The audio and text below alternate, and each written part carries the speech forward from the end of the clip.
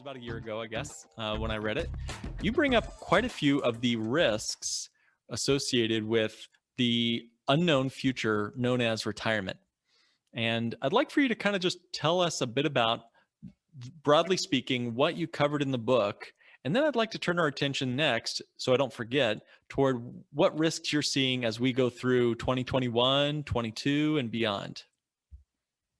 Yeah, it's funny because retirement risks. I originally wrote a book, I think, on 18 retirement risks for Forbes, and I think by the time I wrote Rewirement, I was up to 24 retirement risks, and that still didn't include worldwide pandemic, right? So, Yeah, that's true. It's continued to evolve. When I look at retirement planning and income planning and retirement, there are some really big risks that just almost everyone has to think about and deal with that are kind of core to retirement. I mean, one of them being longevity.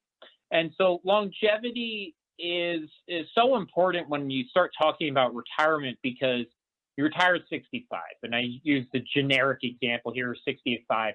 Think about this, right? You are literally could have a 30, 35, 40-year retirement. That means that your planning horizon is longer, right, than somebody who is being born today to plan for college, right? Wow. Yeah. And you think about that and you're like, wow, and that is honestly the single hardest thing about retirement is that we have to plan for a certain amount of money over an uncertain period of time.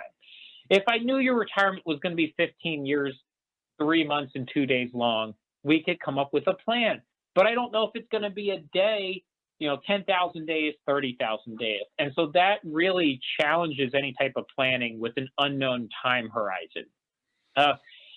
Obviously you can get into further things, inflation risk is a big one. That's a great tie to today because it's a good conversation. Public policy risk, I think is something I've covered in the book, and it's one of those things we can't control very well. So it's a true risk. We can do some things to plan for it, but I can't really control it, right? Laws change, administrations change. I can go vote, but honestly, I can't control all of it Right. with a single vote. And so those are true risks. There are things I actually. Longevity is an interesting one. And most people talk about it as a risk. I still use that terminology because people associate it with a risk. Fundamentally, I realize it's not a risk. It's a risk exacerbator. It makes all these other risks worse.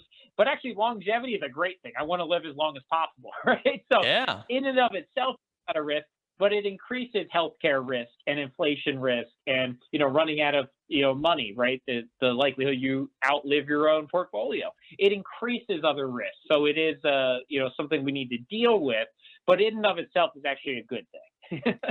Well, that's true. Birthday candles, I'll take as many as I can, but you're exactly right. It exposes us or exacerbates us to every other risk out there.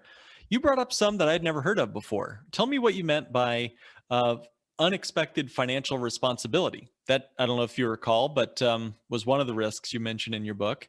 What did you mean by that? What sort of unexpected financial responsibilities come up in retirement?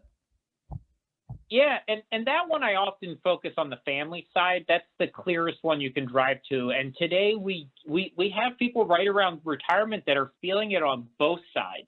So at one point, I say if you go back to the 90s, it was more likely that you would get this parent coming back who you'd provide some informal long-term caregiving for. And that became this unexpected financial burden, even though culturally it might felt like the right thing to do to provide the care, but you weren't thinking, I'm going to have an additional $5,000 to $8,000 out of pocket, or I have to leave the workforce, which was happening to a lot of women that were becoming these caregivers. It became a really big burden there financially on the next generation. Now, today, we actually have both sides. So we have people in their 50s and 60s that are now taking care of parents who need long-term care and having kids graduate college or in their 30s losing jobs perhaps, or just not wanting to buy a house, and they're coming back in and they're providing some support there.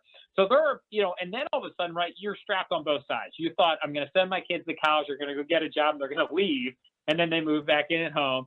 Then you thought, well, at least my parents, right? They're living independently in Florida. One of them has a fall or has a stroke, and they come back, and all of a sudden you're providing care on both sides. Now, that could delay your own retirement. It could deplete funds that you were going to use. So that's a big one. And, I think culturally that's okay. It's okay to actually help on both of those. But what does that do for our own future, too? I'm thinking even more about what you're saying. And as we live longer and our parents live longer and our children also are taking longer to leave the nest because they're expecting maybe even to get a later start in life. You're right. It's kind of that sandwiching between these other two generations that need to rely on you. That's a lot of pressure for the income earner in the household, coupled with your own longevity. I mean, you described some numbers earlier. I was like, wow, it's possible that I could actually be retired for longer than I work. I mean, my career could be shorter than my retirement. That's unbelievable. Can you imagine going 40 years without a paycheck? That just blows my mind.